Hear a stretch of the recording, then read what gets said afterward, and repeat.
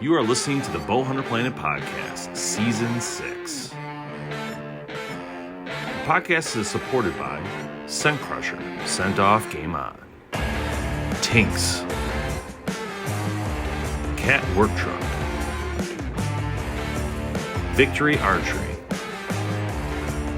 Thorn Broadheads, Shadow Hunter Blinds, Cobra Archery, Burris, HHA Sports and HHA USA, Reveal Cellular Cameras, and Deer Camp Coffee. Enjoy the show.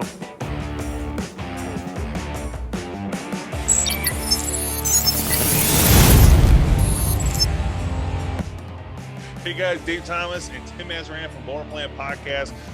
We have Nate on from Victory Archery, which is really exciting because one of the things we always get a lot of questions on is arrows, and we don't really know what the heck we're doing sometimes. And so we have a ton of questions for Nate, and I've been trying to compile questions people have been asking me.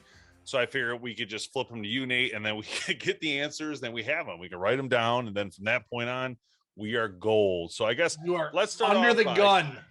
Yeah, let's start off by just tell us about yourself and what you do at Victory. Okay, you guys introduced me great. Like I said, my name's Nate. Victory Archery, I'm the quality control manager at Victory. I also do all the R&D testing. If we're coming out with a new product and we have to find out how hard it is to break it, I'm the guy that gets to break it. A couple years ago, there was a video of a guy standing on top of a ripped TKO arrow between two chairs. That was me, just trying to goof around and see how strong that arrow actually is. That's cool. Crazy. So it actually held up, spun plus or minus 1,000 after I got done standing on it. So pretty impressive. Wow. Yeah, that's really cool. Yeah, I get to break stuff and hang out with a bunch of cool people. And my background, I'm originally from Wyoming. We grew up. I grew up in the mountains, hunting, fishing with my dad. Our family had a ranch up by the Devil's Tower, so I grew up hunting there. And then I joined the Navy right out of high school, and got stationed in San Diego, helicopter crewman, door gunner, rescue swimmer. So got to play around, do a lot of cool stuff there, see a lot of cool places. And then when military downsized, I guess about 12 years ago now, I kind of got put out to pasture and was looking for something to do, and ended up stumbling into an archery shop and working there, and ended up getting a call to come and interview at Victory. And started out just doing technical sales, and now the core group of guys at Victory is Steve Greenwood, the general manager, Jason Benson, the sales manager, and myself as a quality control manager. Nice. That's awesome, man. Well, first of all, thank you for your service. We love our veterans, and can't thank you guys enough. Doesn't matter when you serve or how long you serve. The fact that you served and made that sacrifice is just absolutely awesome. So thank you for that, man. And what a great industry to land in after that. Oh, absolutely. Right? Absolutely. So Nate, take us through real quick the different spines that you guys offer, and then maybe just explain how that works, because I know some people get a little confused on the spine charts, like 250, 300, 350, 400. Like, I guess, how does that work, and then how does that relate to the straightness, I guess, as well? Okay. So I'll get to the spines, but let's break it down by family first. All right. Everybody kind of has a general idea of what spine they need to shoot based on poundage and what a shop has told them and where they need to go as far as that's concerned. So they have a general idea. But on our arrows, you basically have, as far as the hunting setups go, you've got three families of arrows. The VAP, which is going to be your 166 micro diameter arrow. Your RIP is going to be your 204 small diameter arrow. And then you've got your V4s, which is going to be your 245 standard diameter arrow, which is, that was the arrow that kind of started Victory Archery. And then we moved into the micro and then into the small. As far as straightness goes, each one of those families comes in three straightnesses. So you've got the Elite, which is going to be your plus or minus 1,000 straightness. The Gamer, which is going to be your plus or minus 3,000 straightness. and the sport, which is going to be your plus or minus 6,000 straightness. Now, in each one of those families, there's some multiple options. So like you've got your standard VAP, which is going to be your standard carbon arrow, no weave on the outside. It's just, you know, your basic, you know, unidirectional carbon arrow. And then you've got your VAP TKO, which is going to have our 3K weave on the outside. And it's not a graphic, it's part of the arrow. And what that is, it's a 3K weave at a 45-degree offset on the arrow. So it reduces the torsional deflection of the arrow. It allows it to recover faster on shot. So on paradox of arrow, it's going to say it flexes for 20 feet, right? With the weave, it's going to reduce that by about half. And then also in the 166, we've got the newest model, and that's going to be the VAP SS, which is going to be the stainless steel version. It's got the stainless steel mesh infused with the carbon, and that's going to have the weave at a 0-90-degree orientation. So it just makes it a super durable, strong, fast recovering arrow. That thing hits like a freight train. The 204 diameter, you've got your standard rip, you've got your rip TKO, you have your rip XV, which is going to be the lightest version of the 204 diameter. We had the carbon trad. That specific arrow, due to sourcing of the materials and how it's built, given the state of the world the way it is right now, trying to get some of those materials has been very challenging. So we are going to be coming out with a new trad style arrow, and then we are going to be coming out with an upgrade to the extortion arrow, which is going to be our 204 diameter stainless steel mesh, you know, hybrid style arrow. And then as far as the 245 goes, you've got your standard 245 V-Force, and you've got your V-Force TKO, which is going to have that 3K weave at the 45-degree offset on that as well. Now, any of your weave stuff, you're going to be able to get those in a 250, 300, 350, and 400 spine. Due to the way it's built, we can't build it into those lighter spines. It's just too much material. And the way it's designed, we're not able to build that into the lighter spines, your 5, 6, 7, 800 spine arrow. If you are looking for that stuff, you can get that in our standard carbon arrow, non-weave type setup. So that's kind of the breakdown on families, types of hunting arrows, and then the diameters and straightnesses. Let's talk about when you talk about the straightness. So for people to understand this a little bit more, so if you have the sport to the gamer to the elite, I'm assuming the price changes between those three. It does.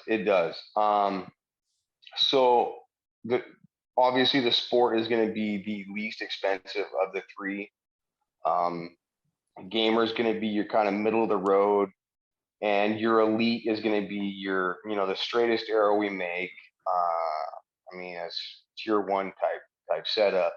And all of these arrows, they're not visually verified. They are verified with 3 Keonce lasers on an automated spinner that, per ASTM standards, straightness has to be measured with an arrow suspended between 2 points at 28 inches. And then originally it was just taking the straightness at the center of the shaft. Well, we took it a couple of steps further, and we've got a Keonce laser at the center of the shaft and then an inch from each end.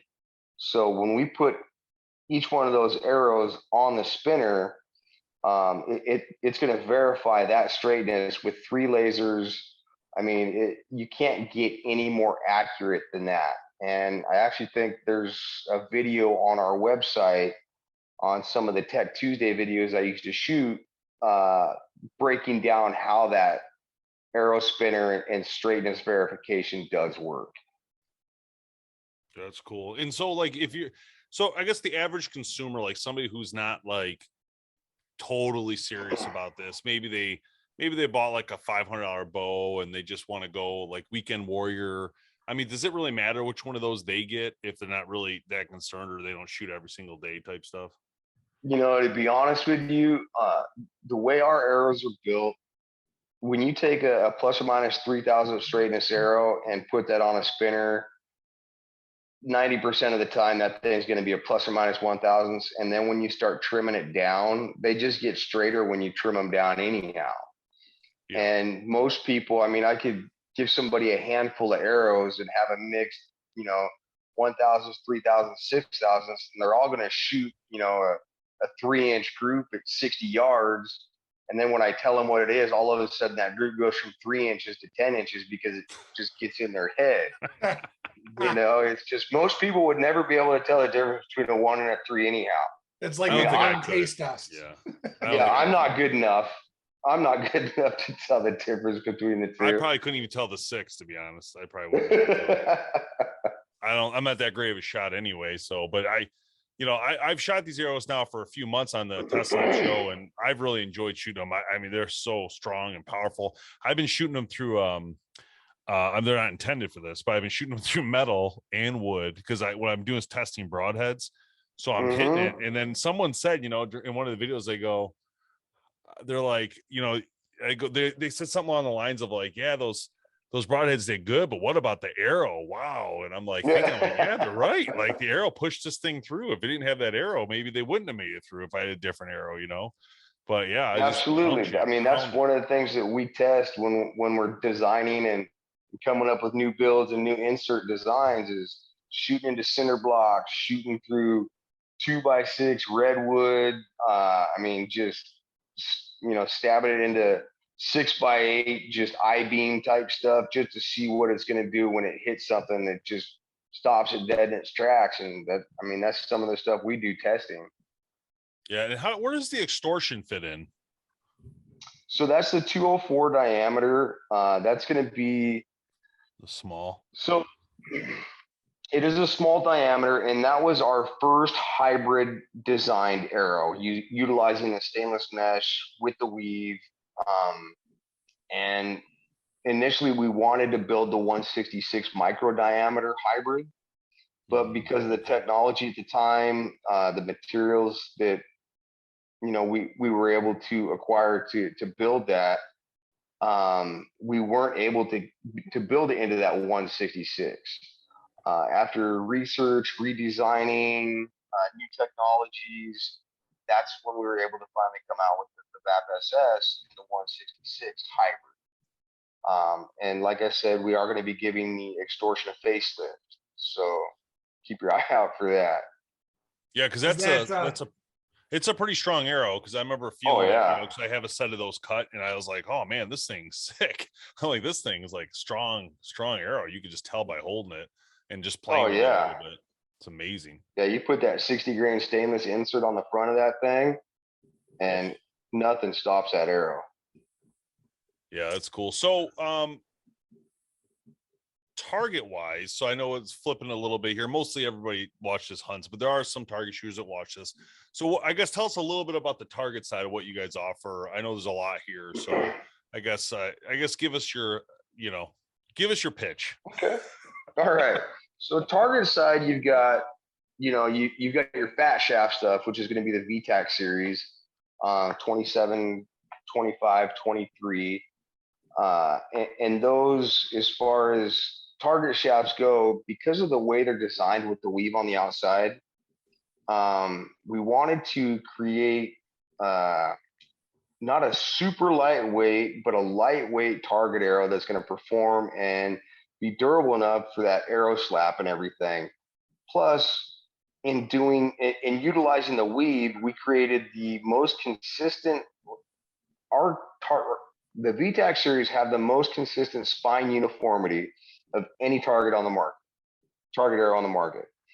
Meaning some arrows, they'll say, okay, I've got a 350 spine 25 series, and that can go, from a 340 to a 360, depending on what the plus or minus is.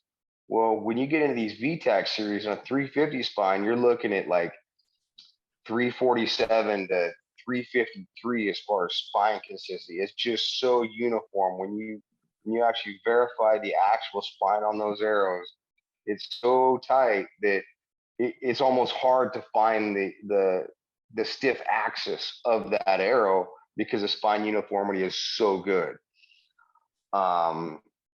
And then getting away from the fat shaft stuff, we actually have a V-Force TKO target arrow, which is going to be a 245 weave target shaft. It's going to come with the uni bushings. And then we've got the 3D HV, which is going to be the same arrow as our RIP XV, which is going to be that lightweight 204 diameter. But instead of coming with a standard AAE series, IP series knock, it's going to come with a bushing and no inserts on that. And then you've got your VAP target shafts. And then you've got the newest target shaft that we offer, and that's going to be the VXT, which is going to be our tapered target shaft. That is a very fun arrow to shoot.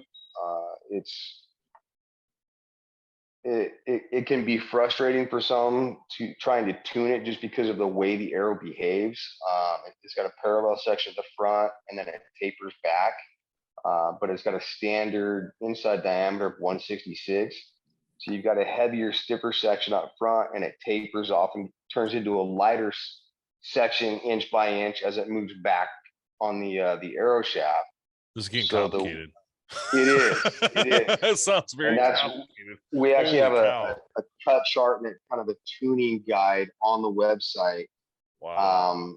So I get a lot of questions on those, but once people finally figure out how to set them up and tune them, they love those arrows. Absolutely. So when does a target archer, sorry, Tim, I was going to say something. No, you're good. When does a target archer choose something like this over the fatter arrows? I guess I don't know the difference. Like, is one for a different type of target archery? Yeah, your FIDA, indoor versus outdoor 3D. Okay. Your Vegas round, that's going to be your 27 series arrow. That big line cutter, just looking to gobble up that entire X spot on there. Got it. Sorry, go ahead, Tim. No, I was just going to ask. And I think you kind of touched on this already. Is that how does that taper benefit the shooter? So it was originally designed as a like Olympic recurve type arrow, allowing the back of that shaft to really flex around the riser and maintain minimal contact. So your shelf or your rest is going to support it just long enough, but it's going to be able to flex around that riser and still have that stable front section. So the point of the arrow is moving exactly where you want it, where the back of that arrow is actually flexing around where you don't want contact. You want it to be able to clear that and not have vein contact. So that's how it was designed. That actually makes a lot of sense. I think some of the coolest videos that we've shot, and I don't know by accident, but is the SloMo stuff that we do within our studio, because it's amazing. I mean, when you're shooting these compounds, crossbows, no matter what you're shooting, they're flying so fast you can't see that flex with your naked eye. And when we shoot SloMo, we slow it down and you can actually see those spine flex and stuff like that. It's pretty interesting stuff to know the type of technology that needs to go in that to allow it to fly the best that it can. I think that's some of the funnest stuff, actually, to be honest with you. Oh, absolutely. It's great getting good SloMo video. So you guys probably got a really good SloMo cam. Yeah, we work with some partners that have some very high-end SloMo stuff, and you can get some really cool footage. Yeah, that's really cool. A lot of fun. So moving on a little bit here to crossbow, this is an area where you guys had this Voodoo and the Voodoo SS and the X-Bolt here on your website, but the Voodoo has gained a lot of attention I remember seeing it I don't know if it was last year, the year before, whenever it came out. It was really hot and people are all over it. I guess tell us a little bit about that bolt and how it works, or arrow. So yeah, you've got three basic, crossbow arrows that we use or we build. So we've got the X-Bolt, the Voodoo, and the Voodoo SS. So the Voodoo has actually been around for a number of years. I think it's been around for like 8 or 9 years. Wow. It came out way before its time. When that came out, people were barely beginning to trust micro diameter arrows at that time. When you think about it, 8, 9, 10 years ago, somebody came to showed up somewhere with a set of micros. You're going, what do you plan on killing with those toothpicks? You know what I mean? Yeah. And so we came out with a bolt that had a rail rider system on it. And what that did is it reduced the amount of friction on the rail on a crossbow. So it's supported by 2 points, one at the back and one mid shaft. And so now you've reduced all that friction and you gain foot per second, and then you gain kinetic energy at point of impact, just because of the fact that that thing is not slowing down whatsoever. And we had the X-Bolt, which is going to be your standard 0.300 inside diameter crossbow bolt, 20 and 22 inch. But we said, we've got this VAP SS. We, are having phenomenal luck with this VAP SS. The thing is super durable. It's holding up and it's just putting stuff down. We haven't done anything with our bolts in 8, 9 years. Let's do something. And the first thing that came to mind was, let's take that VAP SS platform, redesign some componentry, and make a crossbow bolt that's very similar to our original Voodoo, but it's going to be that hybrid. It's got the stainless mesh. And then we modified the rear rail rider system on that. So not only will it accept our standard press fit knock, half moon knock, but you can put a lighted knock in the back of that receiver on the Voodoo SS. So if you want to shoot a lighted knock out of your Voodoo SS on your crossbow, you can do that with that arrow. So 2 points of contact, minimal friction, hits like a freight train, and you can see it at night. I'm smiling because it's kind of funny. So I'm a crossbow guy by nature. Nice. Dave's a compound guy, and it's so cool from the standpoint of you have these crossbow companies that have spent a lot of money developing crossbows. How do they improve on it? All of that kind of stuff. And one of the key things that some of them are doing is the railless system, right?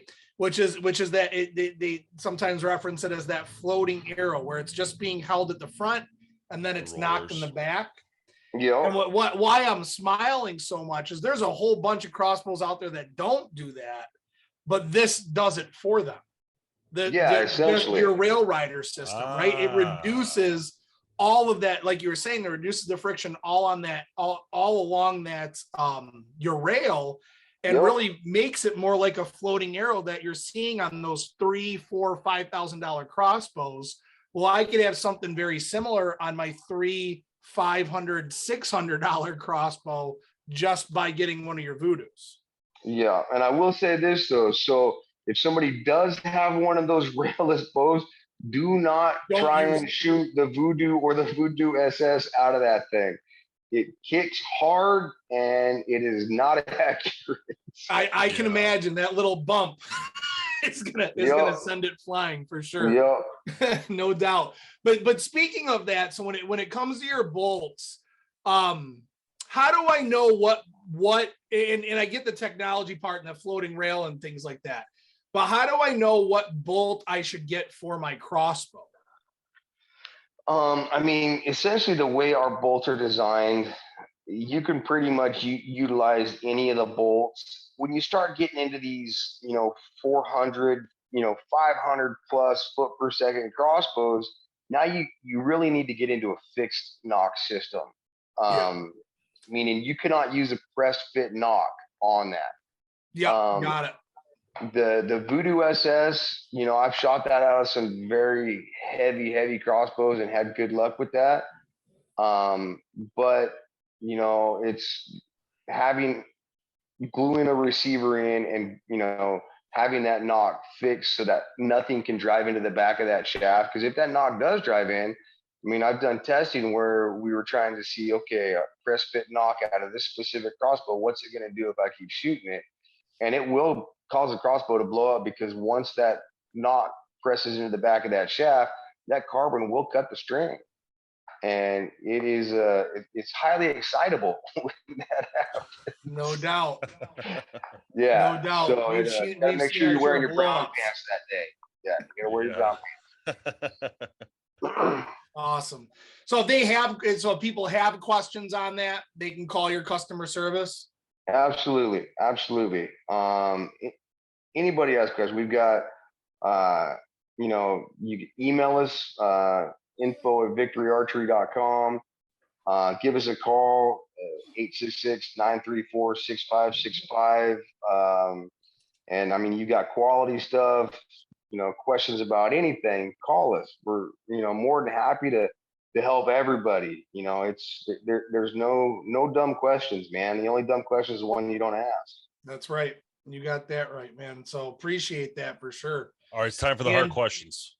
All right, fire away. All right, here we go. All right, so these are the questions I get all the time. So I'm gonna throw them at you, and you do the best to give me what you think the answer is. So the question has to do with the amount of weight the arrow should be total, with the head and everything on it, for deer hunting. And so, but I want to throw some specs out and just get your opinion on that. So 29 inches of draw, 60 pounds. What do you think of when you hear those numbers, and what kind of weight should be coming out of the arrow?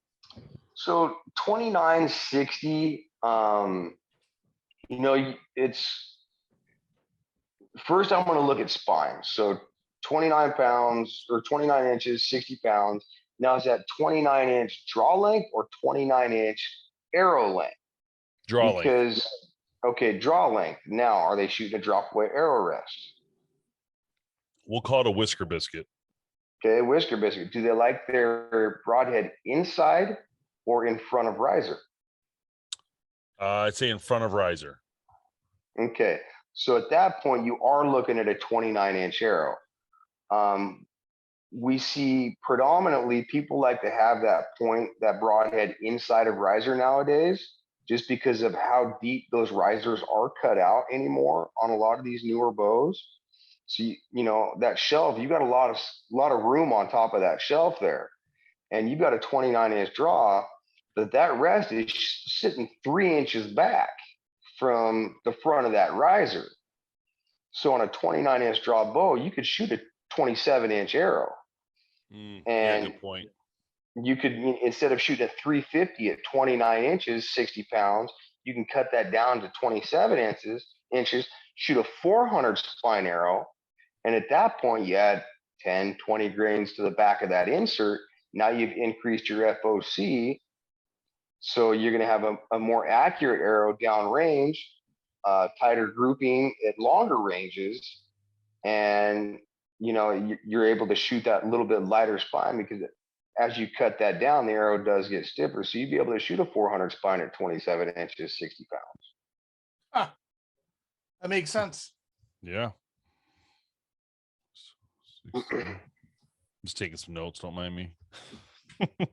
I didn't think of that, though. I didn't think of that idea that you could use the resting area to cut into, because obviously you're coming down. That's a great point. I didn't even think of that.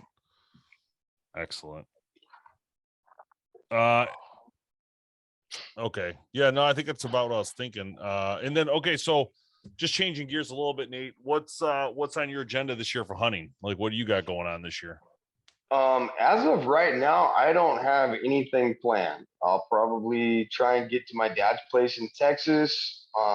And you know, I've got a couple good buddies there that have some phenomenal hunting property there. And then maybe try and get back to Wyoming and go hunt whitetail up in the Black Hills. Nice. Are you predominantly a whitetail guy, or do you hunt different species? As far as, you know, deer hunting goes, it's always been whitetail, and then, you know, later in life, axis. I'm not a big trophy hunter. It's when my freezer's full, I'm done hunting. That's the way I was raised. I mean, in my opinion, there's nothing wrong with being able to go out and trophy hunt, but it's just, you know, my family, the way my dad brought me up, it was once the freezer's full, you don't need to go keep hunting. You've got your food, you can feed your family, and that's what's important.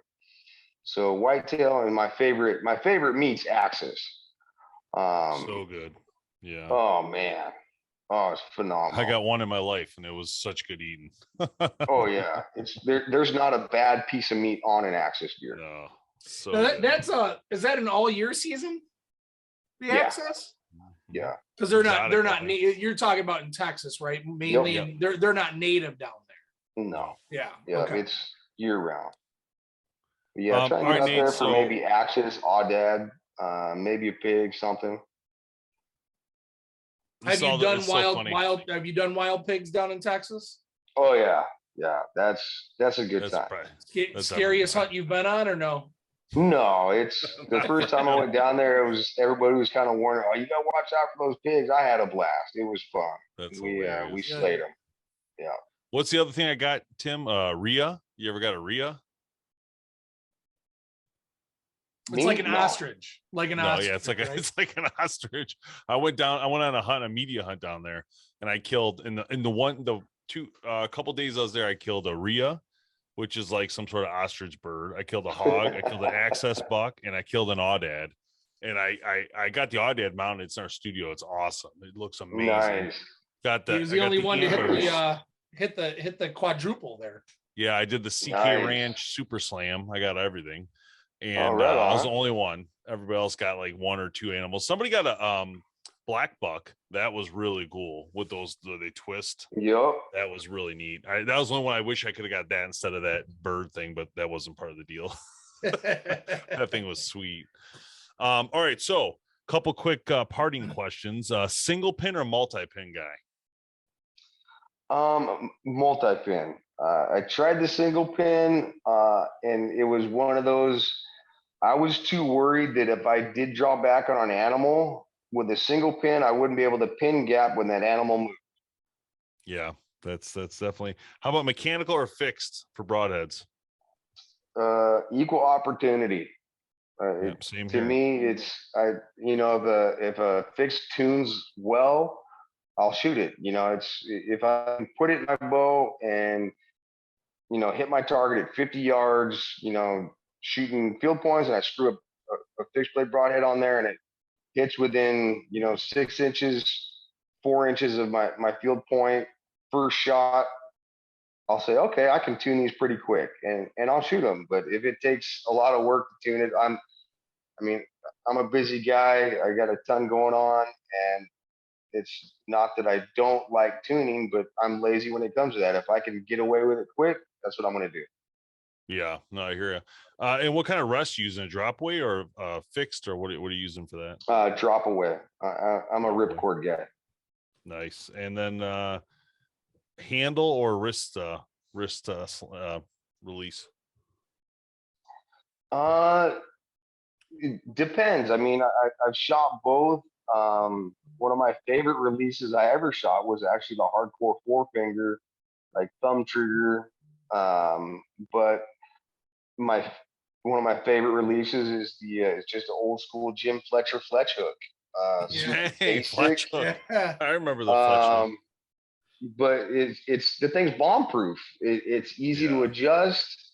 If it gets dirty, you can clean it out super fast. It's not a sealed system. You don't have to send it back to get repaired all the time.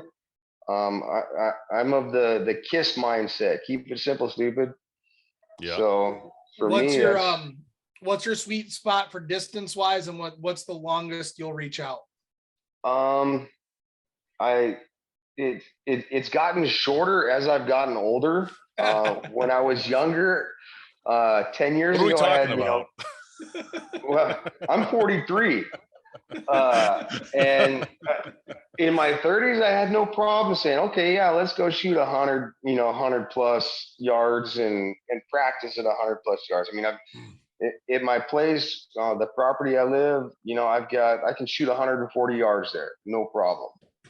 But as I've gotten older, it's just, you know, anything inside of 70, 80 yards, I'm pretty comfortable with. But like that 50 to 60 is my favorite range. Yeah, that's cool.